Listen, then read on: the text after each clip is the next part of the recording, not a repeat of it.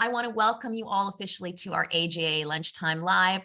I'm Kimberly Carroll. I am the director of the Animal Justice Academy. Today, our topic is Animal Justice Takes Ag Gag Laws to Court with Kaitlyn Mitchell and Camille Labchuck, our wonderful lawyers from the Animal Justice team.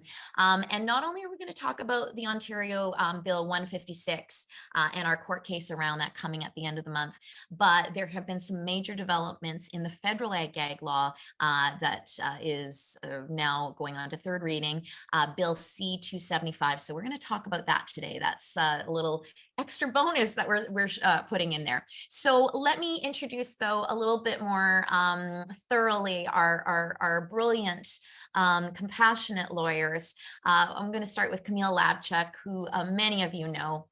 Camille is one of Canada's leading animal rights lawyers, and she is, of course, our executive director at Animal Justice, which, if you don't know, is Canada's only animal law advocacy organization. As a lawyer, Camille seeks out cases that enhance the legal interests of animals, the ones that expose hidden animal suffering and result in meaningful policy changes. As an advocate, Camille's work includes documenting the commercial seal kill on the Canada's East Coast, exposing cruelty in farming, protecting the free speech of rights of animal advocates, and campaigns against ag gag laws, trophy hunting, circuses, aquariums, zoos, shark finning, puppy mills, and of course more. Camille is a graduate of the University of Toronto, Faculty of Law, and Mount Allison University. She's a frequent lecturer and a media commentator on animal law issues, and Camille lives just a stone's throw away from me in Toronto with her cat Cecily. Welcome, Camille. Thank you, Kimberly. I'm so excited to be joining today. Hi, everyone. Yay. And I love how much of a smile you keep on your face, even though we've got a mountain of work. Basically crushing us. All you can do is smile and just get through it. Amazing. Okay, and we have Kaitlyn Mitchell also with us. Kaitlyn is the director of legal advocacy at Animal Justice, where she's working to stop the spread of ag gag laws in Canada, improve legal protections for animals, and defend the rights of animal advocates. She's one of the lead lawyers on Animal Justice's constitutional challenge to Ontario's ag gag law. Woohoo! And prior to joining Animal Justice, Kaitlyn worked for over a decade as a public interest environmental lawyer. She's appeared before numerous courts across the country, including the Supreme Court of Canada. Kaitlyn graduated from Dalhousie Law School in 2007 and also undergraduate from University of Winnipeg. And she is joining us from Winnipeg with cat, dog, and human kids probably all around, right, Kaitlyn? Kids at school, dog away, but yeah, cats might make an appearance. Okay, amazing. Good to have you, Kaitlyn. So first of all, AJAers, I just need to acknowledge these two women are some of the hardest working people in animal protection and probably lawyers as well. And I just, I bow down to them because they're so incredible. And every day I learn stuff from them. So thank you. Thank you, you two. Okay, let's dive in because we've got a lot to cover. There's many of the AJAers here have been working over the last few months and years on trying to stop the federal Ag Gag Bill C-275 from going through. And so that's why I want to start on this and just sort of give a lay of the land. And then we'll move on to the court case that we're going to be tackling at the end of the month to try to bring down the Ontario government around Bill 156. So Camille, can you first of all just give us an overview of what ag gag laws are, how they ended up in Canada, and what the situation is right now for ag gag across Canada? Absolutely. So the term ag gag, or agricultural gag, short for that term, refers to laws that are designed to cover up cruelty on farms by making it difficult or illegal for animal advocates to document those conditions. Those laws started in the States. In the 90s, there were a couple, and they really picked up steam in the 2010s when multiple states passed them. And those laws tended to say, like, you couldn't film on farms, maybe you couldn't get a job on a farm for the purpose of documenting cruelty of animals, and other aspects like that, various ways of restricting people's free expression on animals. In the States, advocates went to court and managed to strike down most of those laws. And every time there's a court case, it goes very well for our side because those laws are considered unconstitutional. And we thought we'd escaped those laws in Canada until about 4 years. 4 years ago this month, Kaitlyn, we started having to work on this issue because first Ontario and then Alberta announced that they were interested in introducing Ag Gag laws. So we now have those laws in Ontario, in Alberta, and to some extent also in Prince Edward Island and Manitoba, who passed a less severe version. And of course, there's now a federal Ag Gag law being contemplated. Ontario and Alberta say you can't do an undercover investigation on a farm, that it's an offense to use a false pretense to get a job on a farm, which means that someone who wants to work undercover doesn't reveal that they plan to film and expose cruelty would be offside of that legislation. The federal Ag Gag Bill is a little bit more complex, but it does seek to silence whistleblowers. These laws are often passed under the pretense of biosecurity, so preventing disease risks on farms, and that's the case with the federal bill. It pretends to be about keeping trespassers and other people who are unwanted off of farms to minimize disease risk, but the truth is that's just a pretext. It wouldn't reduce disease risk, but it would shut down free speech and cover up animal cruelty. That's a lot that you were able to just cover there in like less than a minute, Camille. You're amazing. That's a lot. Well, so Kaitlyn, we had a surprising and a bit of a significant setback around the federal Ag Gag Bill earlier this week. Can you give us a little rundown of what's been happening just this week and why it's so concerning? Yeah, it's been a busy week. So I think a lot of folks on the call will remember that in the last parliament, there was this bill, this conservative private members bill put forward, C-205.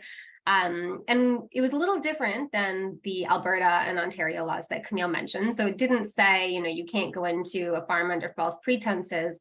But what it did say was anyone who is at a farm without lawful authority, and they enter in a way that could cause disease. So it was worded very vague, commits an offense. And the offense was punishable under some like really, really serious penalties, including jail time.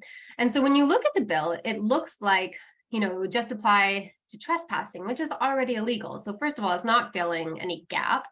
And then when you think about Ontario and Alberta, which Camille just mentioned, folks that are working at a facility but happen to be wearing a camera are actually there unlawfully in those provinces. And so part of our concern was, not only is this a law that's adding on additional penalties for folks who do peacefully enter farms without authority, but it's also potentially covering journalists and employees and other whistleblowers in Alberta and Ontario. So we were really concerned about it. Last time around, the NDP and Liberals supported amendments to make it apply to everyone.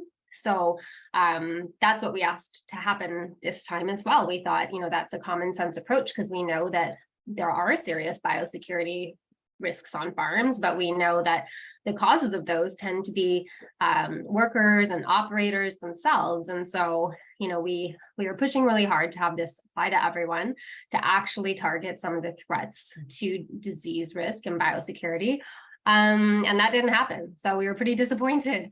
There were some amendments passed. So, I think that we can all be relieved that the bill has gotten less terrible after Monday's committee meeting, but it's far from fixed. And I think we still need to all be working really hard to continue those efforts. Really, right now, it's a trespass bill that's dressed up under the guise of biosecurity. It's not going to address any of the actual threats to biosecurity. Yeah, and so this information about the bill, we first got sort of the information that basically there weren't any amendments that passed. But Camille, there has been a couple of little things that are quite key. But where does the problem still lie? And also just what happened in committee? Did anybody fight for the amendments? Yeah, so the committee hearings were interesting. There were 3 of them. The first one, basically the bill proponent and then some farmers and supporters testified. It was horrific to watch because they made many mistruths that were spoken. There was a lot of misinformation. The second one, I was able to testify along with the Canadian Food Inspection Agency and also Montreal SPCA and Humane Canada. And that meeting felt great because for the first time, animal protection groups were able to go before that committee, which only ever hears from agricultural lobbyists and apologists and industry groups. And we were able to say, look, cruelty on farms in Canada runs rampant. This bill is about covering it up. It won't improve biosecurity. Do not pass it as is. And fortunately, a number of members on that committee really appreciated that message and understand the points that we are collectively trying to make.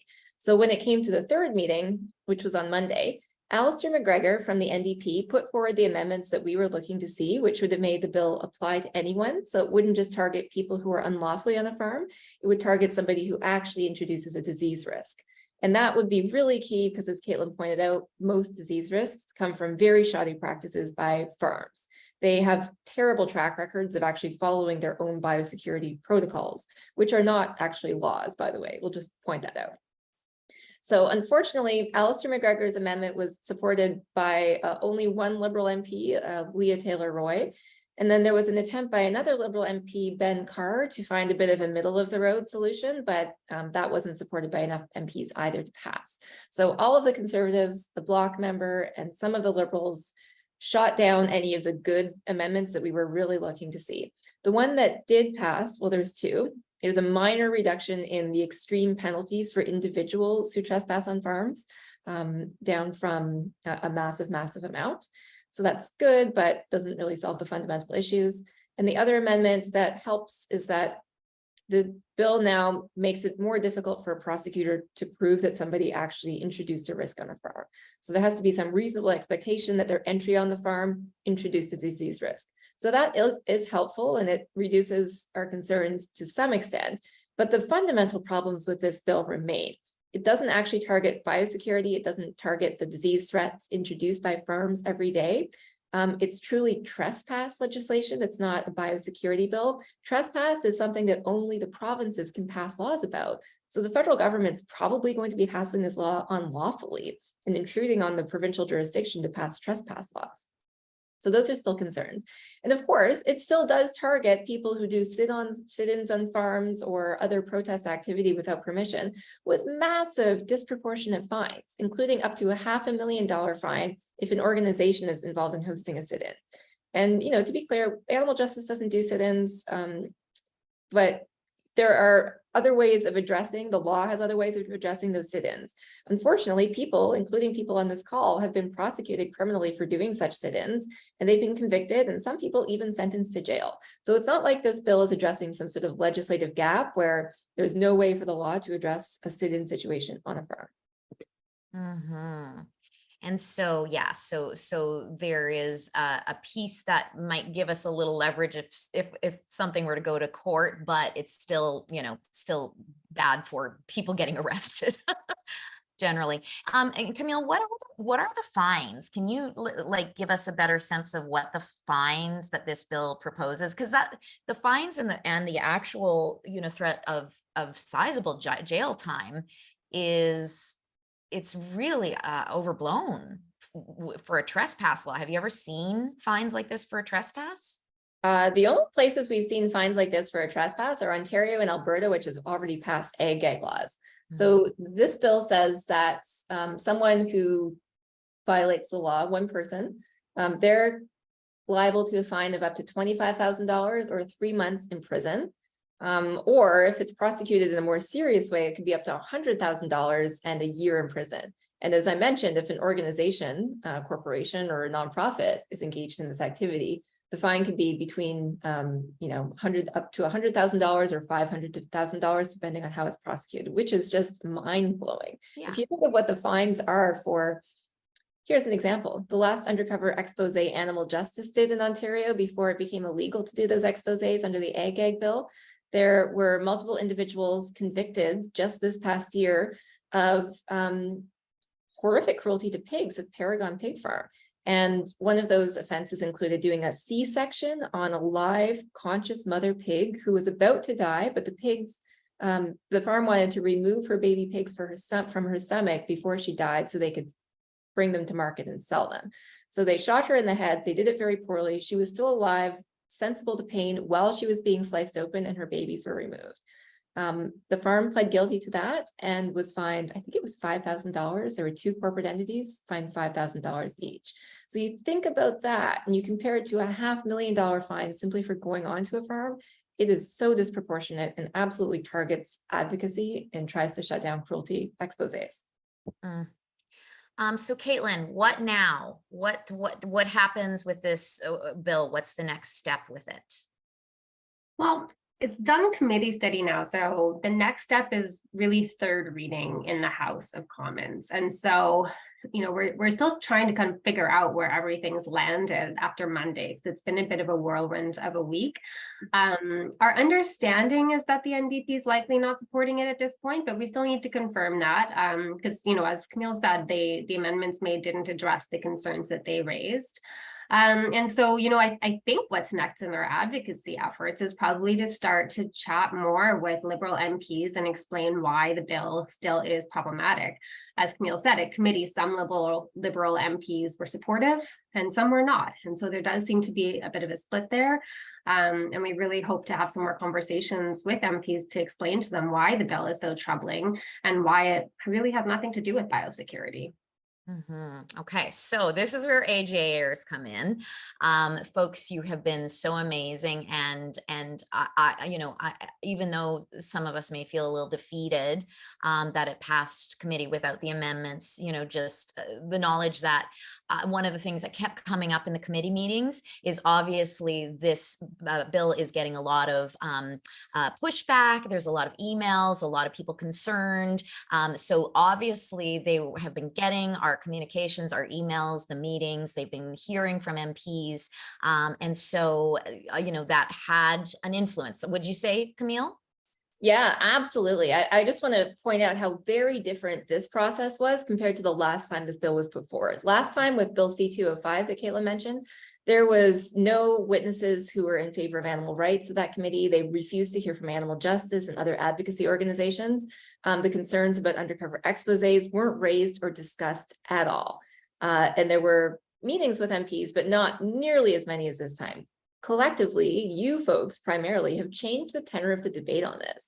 And MPs now know this is a hot button issue. They know where they're getting heat from the animal protection community and from animal lovers across the country if they support it. So you've already changed the tenor of the conversation.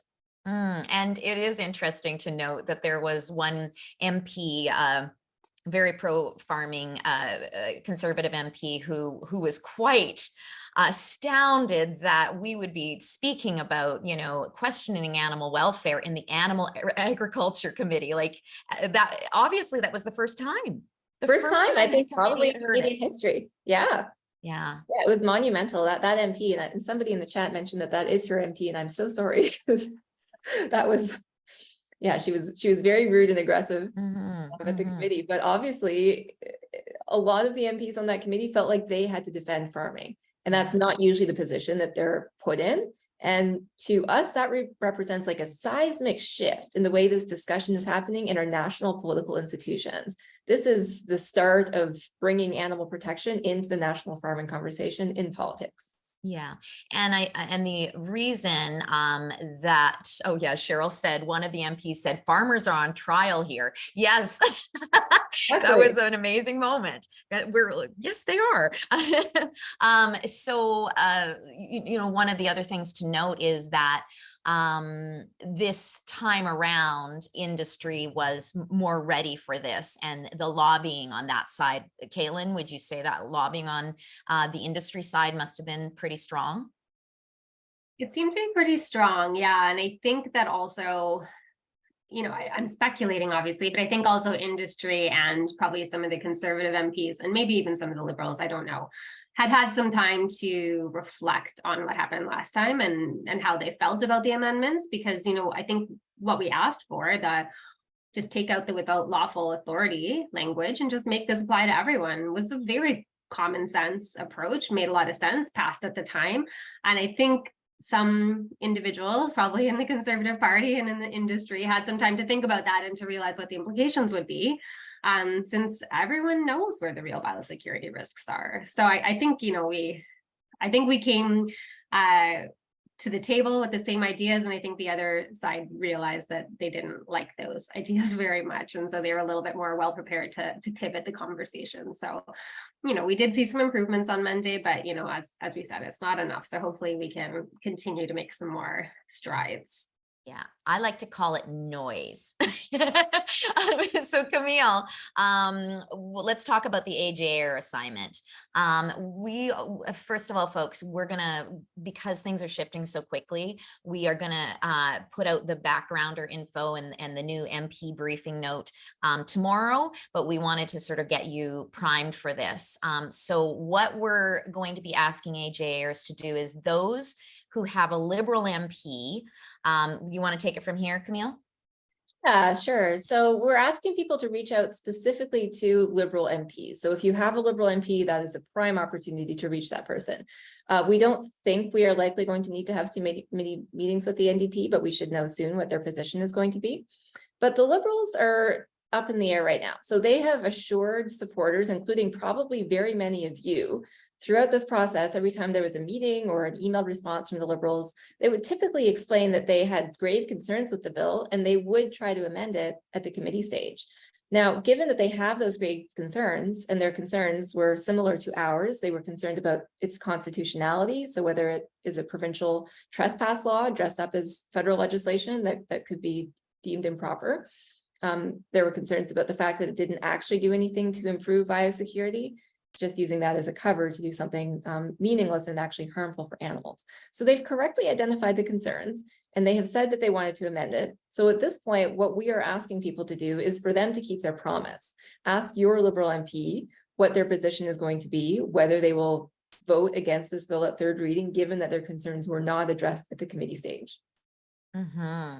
And so for those of you who have not yet had a meeting with your Liberal MP, this is this is go time. This is a place where you can make a huge impact. And for those of you who already have met with your Liberal MP, this is a great opportunity for you to be able to go back to the table and say, hey, when we last discussed this, you said you would not support this bill without amendments or whatever it is. And to be able to just say, are you going to stand by your word? I think that's an important piece is to say, is to call them on whatever it was that they promised in the first place. We also want to encourage them not only to vote down the bill in third reading, but Camille, we want them to also make some noise in their party. Is that right? Yeah, we do. So just to give you the lay of the land on the structural issues we've got to address here, your individual MP has some power. They will likely be able to vote the way that they want. But because of the way the numbers break down in the House of Commons, we need the entire Liberal caucus to oppose this en masse, coupled with the NDP, if we have any hope of stopping it. If most of the Liberals vote for it, or if a sizable chunk of Liberals still vote for it, we lose and the bill moves on to the next stage, which would be really, really bad. So what we want, in addition to you getting a commitment from your MP not to vote for it, is we want them to understand that they need to take that message to the party structure, to the party hierarchy, that means to the leadership, that means to their colleagues, that means to whoever has influence in the party, to get an answer about what their collective position is and ensure that that collective position is to vote against the bill. So you're advocating first for your MP to do the right thing, but also for them to push within the party to make sure that they do the right thing. I think it's really compelling to point out that the entire Canadian animal protection community is united on this point. All of the organizations that we regularly work with are deeply concerned about this bill. I think the Liberals have historically been relatively supportive of animal welfare measures. They've assisted in passing some legislation. Last time they did not support this legislation. They've said that they wouldn't support it without amendment. And so they risk losing a lot of goodwill by animal lovers across the country who were increasingly organized and voting on these issues if they don't do the right thing. Mm-hmm. So a couple of things to keep in mind. It's best to phone. And it's best to phone the constituency office. And in Camille's words, just keep calling until you get somebody live on the line, okay? And Camille, if in this sort of amount of time, okay, one of the first things before we talk about this is just that we don't know when the third reading is going to be exactly. A lot of folks are asking that in the chat. Kaitlyn, what are the thoughts around timing? Yeah, it's hard to predict. Our understanding is that third reading is likely to be December at the earliest. I think more likely in like January, February. So we've got some time, which doesn't mean, we should take our time. We should all be moving with urgency, but we do have, I think, some time before third reading happens. But we know that we know that we have to start trying to get these meetings now, because for some people it takes a very long time to get those meetings. And that was my next question to Camille. If they're having trouble getting a meeting with the MP nailed down, is it still worth talking to a staffer, talking to a member of the staff? Absolutely. The key is that we need that MP to know that people in their riding are concerned about this and making noise about it. So first, best step is to have a phone call, set up a meeting with your MP, meet with your MP, ideally in person, but Zoom is also fine. If you're not able to do that, meeting with their staffer is a good next step. If you can't get a meeting with the staffer, leaving repeated phone messages until you get a meeting with someone usually does the trick. If that's not feasible, emailing your MP and laying out your concerns is kind of the last option. But ideally, you'd speak to a live person. And as you point out, Kimberly, time is definitely still of the essence. We don't want the Liberal position to solidify on this. We need to use this period we have right now before their position does become apparent and clear to make sure that it goes our way. Okay, excellent. And for those of you who are still worried about meeting your MP on your own, we did have in this sort of last round some opportunities to pair people up. If you're in a sort of more well-populated area, that's probably pretty easy. If you're not, there is the possibility that you request a Zoom meeting and then have one of us be able to join you maybe, or a more senior AJA. So Camille, does that sound okay? Yeah, for sure. Yeah. Okay. Excellent. Okay. So now a lot of people are asking, okay, well, I have a conservative MP. And also for those of you who have an NDP MP, do stay tuned tomorrow. We will give you further, we're going to find out more information today about where, how committed the NDPs are to voting it down, which is looking good. But if that turns around, we may need your help as well. So just keep posted. I'll be sending out all the information in our AJA email tomorrow and in our group. So hopefully, if you're not already subscribed to Animal Justice Academy, just go to animaljusticeacademy.com and you'll get those emails. But we also just an idea for those of you that have an MP that's not Liberal or want to do more. I'm suggesting that you send our Animal Justice Action page to 10 people today. Okay, 10 people, email them, message them through social media. And Kirsten has just put the link for the she will put the link for the Animal Justice Action page in the chat. And that allows people to sign up to send an auto letter to their MP. And if you feel like those people might like extra instruction, get them to change the subject line a little bit and get them to change the body of the email a little bit, just, has a little bit of a better chance of getting through the email filters for those MPs if you do that. And if any of you AJers, of course, you should be sending an email through that, but changing it up as well. All right, so I think we answered most of the questions about this bill. There are a couple of questions actually that have come in around the Ontario ones. So anything else you want to say, YouTube, about C-275? No. No. Oh, I know. Well, Camille, one more question. Even though, the chances of turning around this bill, I think we have to be honest, it's going to be a tough go. And so, knowing that, and say this bill gets passed in Parliament, is there some advantage to having had a lot of people be vocal in opposing it? What's the sort of groundwork for what's next? Yes, absolutely. It's always to our advantage to make a show of strength around animal advocacy issues. That lays the groundwork for future initiatives that MPs might support, even if they don't support this one.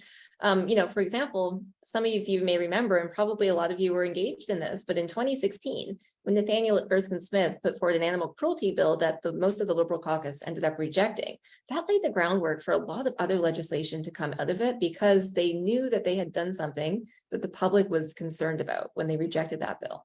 So the Liberals and other folks who voted against it, I think we're more likely to support legislation in the future to make up for what they did. So your advocacy absolutely pays off, and it contributes to a greater understanding of this by MPs. In the last election, we saw all major parties include animal welfare in their platform, even the Conservatives. And that's because of the meetings that you've had and because of the advocacy that you've done. Amazing. Cheryl's asking, what about sending personal emails to all of the Liberal MPs? Would that help at all, Camille, or is that just if a non-constituent sends something to a Liberal MP, it gets disregarded? Yeah, they certainly weight letters from constituents more highly, but there's no harm in doing it, Cheryl. If you've got the time and inclination, it surely doesn't hurt, and it might contribute to the overall perception that this is something people really care about. Amazing. Okay, so we are now switching gears and we're going provincial. Some positive news. Animal justice is going to court October 30th to November 1st, trying to take down the province's Ontario's severe ag gag laws. So Kaitlyn, give us a little rundown of what's actually happening in court on October 30th, 31st to November 1st. Yeah, I'm really excited. It feels like it's been a long time coming. So we're going to be in court for 3 days in Toronto. Basically, there'll be us and the applicants in this case are Animal Justice, as well as Louise Jorgensen, who is the organizer of Toronto Cow Save, and Jessica Scott Reed, who is a journalist. I think probably most people here will be familiar with her work. So the lawyers on our side will be arguing against the lawyers on the government side. And we also have 3 groups that have intervened in the case. And an intervener basically means when there's a lawsuit going forward and it could have broader public interest implications. Sometimes organizations will intervene in that case to make sure that the court understands those broader implications. So the implications beyond the immediate parties. And so we have the Center for Free Expression at what was formerly known as Ryerson University. Sorry, that was a slip. Yeah. Center for Free Expression. Yeah, Toronto Metropolitan University. Yeah, as a grad, I'm still having trouble too. Yeah. I used to teach there, so it's hard for me to. Yes. In my mind. So Center for Free Expression, the Regan Russell Foundation, and Animal Alliance of Canada have all intervened in the case to bring their own perspectives to bear. And so, the high level is we're going to have a room full of lawyers. We'll get a chance to make our arguments. So we'll be up first because we're the applicants. So we'll be on the first day. And then after that, we'll hear from the interveners and then the government. So Kaitlyn, can you explain for folks that don't know about Bill 156 and just sort of its scariness? Can you talk about that and what the basic premise of this constitutional challenge is? Yeah, so it was called Bill 156 when it was introduced. Now that it's passed, it's the Security from Trespass and Protecting Food Safety Act, which is a very long title. So maybe I'll just keep calling it Bill 156. But basically what it does a bunch of things. So first of all, it does increase fines for trespass events, which is not an issue in our case because Ontario has constitutional jurisdiction to do that if they want. But what it doesn't have the right to do is to restrict individuals' right to free expression, which is protected under the Charter. And we say that the Act does that in a few ways. So Camille mentioned the false pretenses prohibition. That's wording that was taken, basically copy and pasted from US ag gag laws, brought up into Canada and Alberta and Ontario. And so it says, basically, it's an offense to enter a facility under false pretenses. And the other interesting thing about the law is, we keep saying facility, and I think probably for most of you, what will come to mind is a slaughterhouse or a farm. And that's true, the Act does apply to those, but it also applies to rodeos, horse race tracks, petting zoos, agricultural fairs. So if the real purpose of this law is biosecurity, it wouldn't capture all of those places, right? Those are not places where biosecurity standards are followed and animals are, being raised for food. So the act is quite broad. So it says in all of those places, and it's an offense to enter under false pretenses. Unlike some of the US laws, the act gives some minor exemptions for journalists and employees. But our position is that when you really look into the details of those exemptions, they're pretty meaningless. They don't really help out any journalist or employee who might want to, covertly record conditions in these facilities. So that's the first piece of our case. We say that this false pretenses prohibition violates our freedom of expression. And the second piece is also around some of the restrictions on protest activities. So another thing that this act does, which is similar to Alberta and also Manitoba now, is it makes it an offense to interfere or interact, and those are the words that it uses, with animals in transport. And so, again, it's pretty broad. It also prohibits stopping trucks. We haven't challenged that in this case, not because we think that it's an okay provision, but it's just a little bit more complicated and probably would require some facts to challenge that one. Whereas we think that on its face, this prohibition on interaction with animals, again, restricts individuals' right to free expression because it targets protest activities, peaceful protest activities on public property, and also the right to freedom of assembly, which is a related right.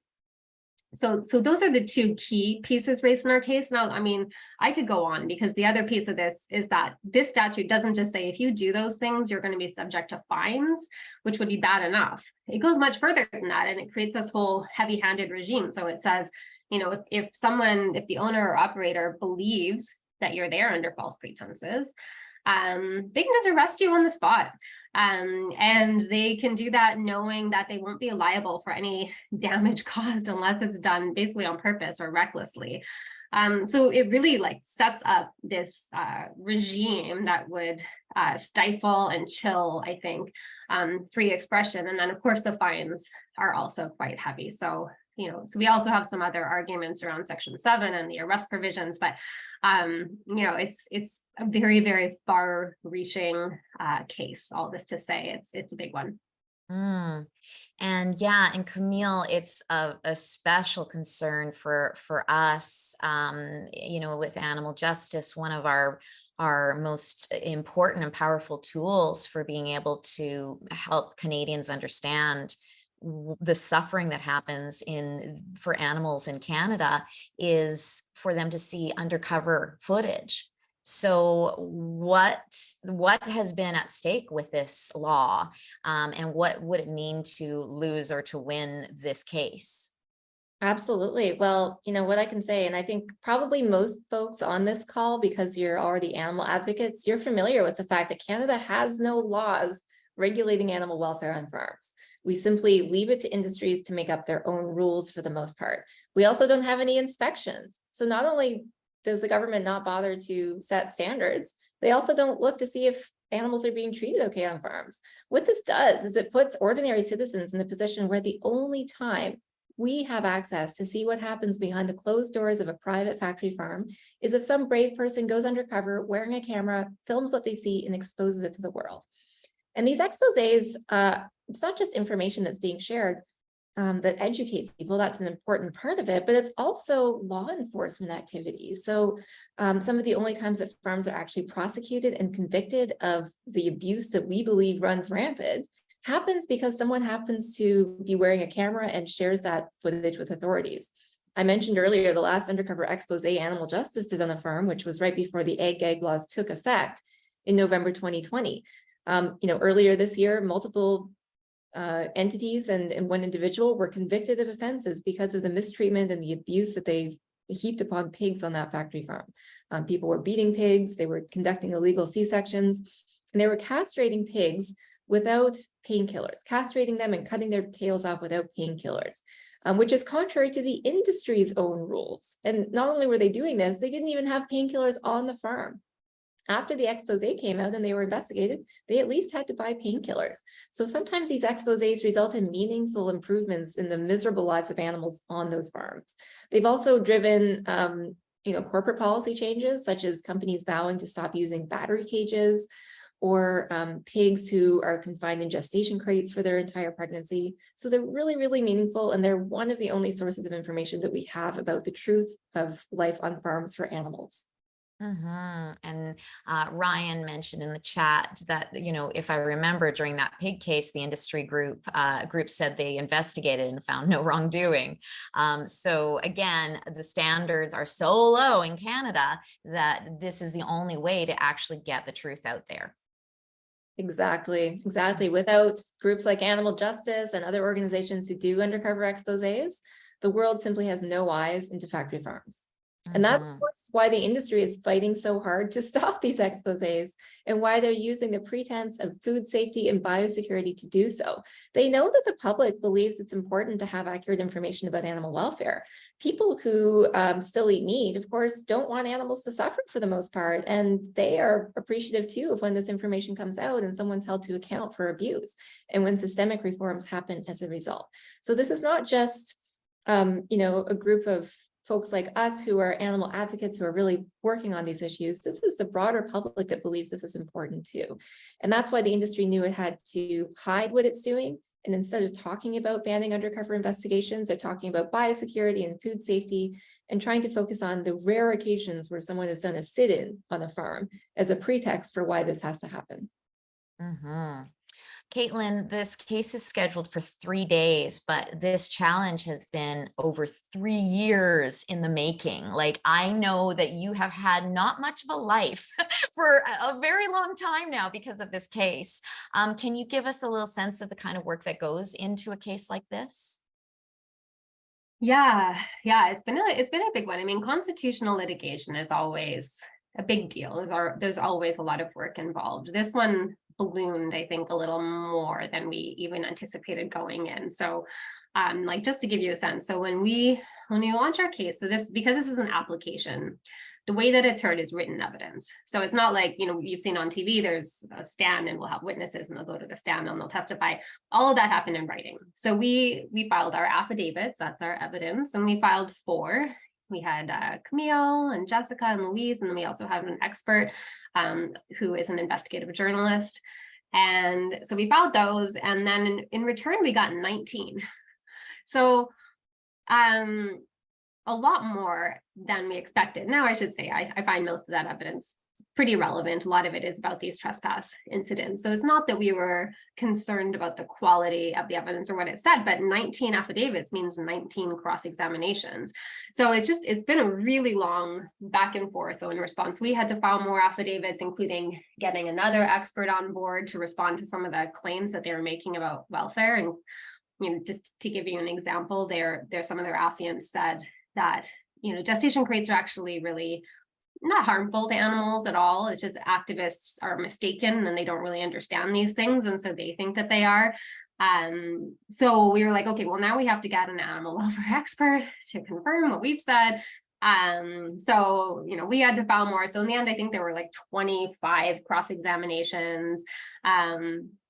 Now then we've had the interveners come in, which is great. And then we've all filed our written argument already. So 40-page argument in the summer. We got the government's 40-page argument. And then just this Monday, our reply was due. So that's our last opportunity to respond in writing. So yeah, it's been a lot. And now it's like we have to be full on and preparing for the hearing now, because obviously there's a lot of work to do and it's really fast approaching. So yeah, I'm going to take like the 2nd of November maybe, and no, who am I kidding? Of course I'm gonna work that day, but maybe I'll like take some time off that day and like recharge and rest, because yeah, it's been a lot, that's for sure. Yeah, you've been such a trooper, Kaitlyn. I know that I'm not supposed to ask lawyers this, but what are our chances with this case? Like, a lot of people in the chatters are going, oh, this might be really hard to win and choose, but what are our chances? I mean, I feel good about it. I don't know, will we win on every single ground? I don't know. I mean, I think we should. I feel like we have really strong arguments. But, I feel like the false pretenses language in particular, like as Camille said, we're not making this up. In the US, of course, they have a different constitution than they have. They have a right to free speech. we have a right to free expression. There's a lot of similarities though. And we've already seen 6 courts in the US strike these things down and say, of course, this restricts expression.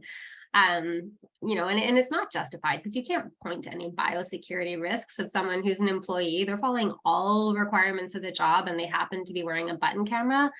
You know, that's not posing a biosecurity risk. That's not a food safety risk. And so there's really no justification. So, you know, I've been surprised many times in the past in court cases. So I never go in, you know, expecting the outcome to be a certain way. But, you know, I think we feel pretty good about our arguments here. Okay, I mean, I do too. I'm of course not a legal nerd like you two, but yeah, this is going to be an exciting time, folks. And so Camille, let's talk about how AJAers can help in this. We have a very special, you know, ask of Torontonians that are AJAers. So let's talk about that. Yeah, for sure. So we, on the first day of the proceeding, October 30th, which is a Monday, so just a week and a half away, we're hosting a lunchtime rally during the court case to draw attention to this, to get some media cameras there, to really amplify this as a story that people should be paying attention to and, you know, show the public how the government is passing laws to hide animal cruelty on farms. So we would love for you to join the rally. It starts at 12:30 and it goes to 1:30. It will be somewhere near Queen and University outdoors. We're still waiting to figure out for sure which courthouse we're in. There's a couple that it could be down in that vicinity. And once we know that, we'll share the final location, but we'll have signs available for folks. We'll have some props. It'll be a fun event. We're hoping to get 100 people there. So we could really use you there on your lunch break. And if you can bring some friends to it, that would be amazing as well. So that's if you're in Toronto. You're also totally welcome to come watch as much of the case as you want in person. Courts in this country are open to everyone. You do not have to register to be there. You don't need anyone's permission. You have the right to be in court to see public proceedings. So once we know what courtroom and what building it's going to be in, we'll release that too. There might be some opportunity that it could be live streamed. So if you're outside of Toronto, we'll let you know about that, but we're waiting confirmation on that too. And then Kimberly, the other thing that we discussed for folks outside of Toronto is that they could share information about this online and maybe post a photo of themselves holding a sign supporting the case. And I don't think we've decided exactly what the message on that should be, but that's one thing that we're hoping to promote. Yeah, absolutely, folks. You know, we just sort of want to put it in your mind that on October 30th, we would like to do some sort of social media campaign where people are holding signs saying something like Ag Gag laws make it illegal to expose animal abuse, or Doug Ford stop using Ag Gag laws to hide animals, you know, abuse. We will figure out what the actual wording you know, we'd suggest around that is, or the choices. So again, I'll be communicating that through our AJA emails and through our Facebook group. So please keep that in mind, but mark it on your calendars for October 30th that you're going to post something around the Ag Gag law. This is a really great opportunity. People love court cases, and it's a great opportunity to get people to pay attention. So we'd love for you to help with that. Okay, we need to have you out of here in 6 minutes, but there are some questions. Okay, so let's see. First of all, I want to just say we have Layla just said that it seems tremendously challenging to fight against and change Bill 156. Perhaps energy should be funneled to force cameras to be installed in all facilities of farm animal operations. Now, this is something the CCTV cameras is an ask that we've put out there, but why is this case getting rid of this Ag Gag law so much more important, you two? Well, it's really fundamental to be able to go undercover to investigate these farms. It's one of the only ways to get footage out there. CCTV is something that we would support, but it's CCTV, of course, is an internal you know, feeds that the farm could see, or perhaps authorities. That wouldn't be something that the public could see. We've previously advocated for cameras live streamed to the internet on farms.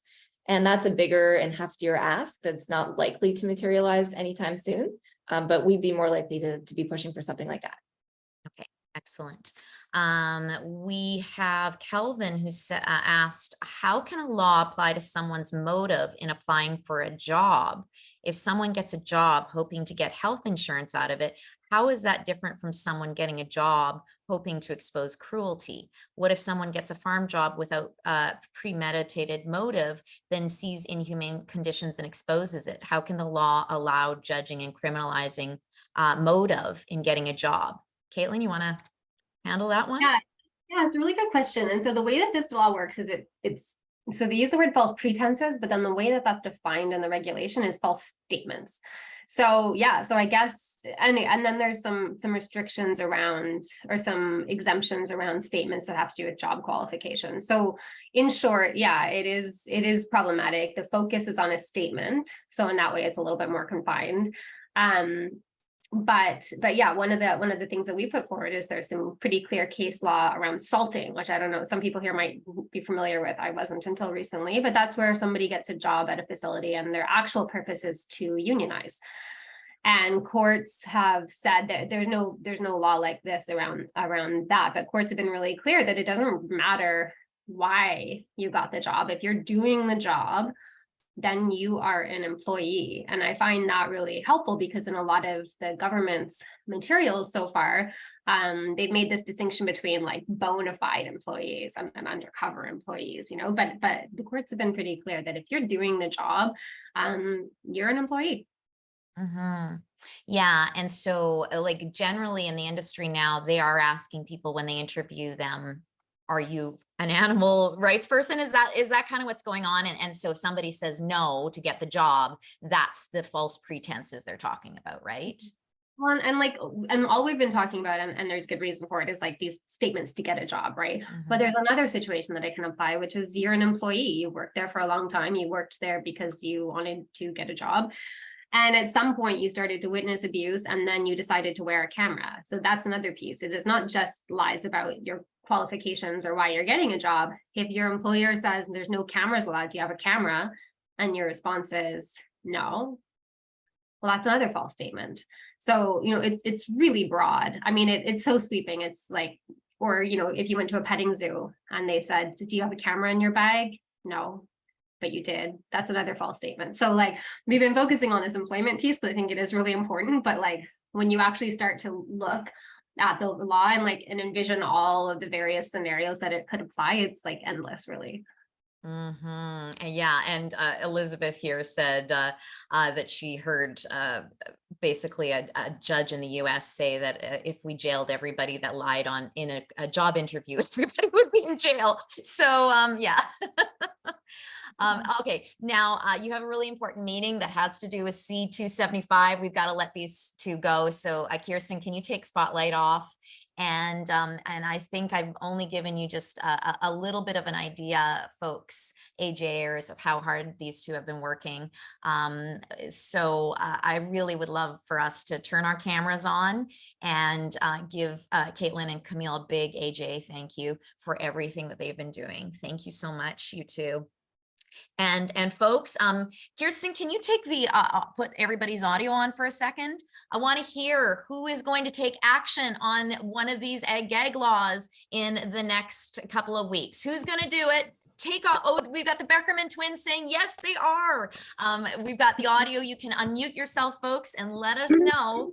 Are you taking absolutely? Action? Yes, again. Starting. Okay, who's taking action? Yes, absolutely. Amazing. Thank you so much, AJers. Kaitlyn, Camille, let's go get them, okay? All right, on it. Thanks, all right. everyone. Bye, everyone. Take care. Let's get them.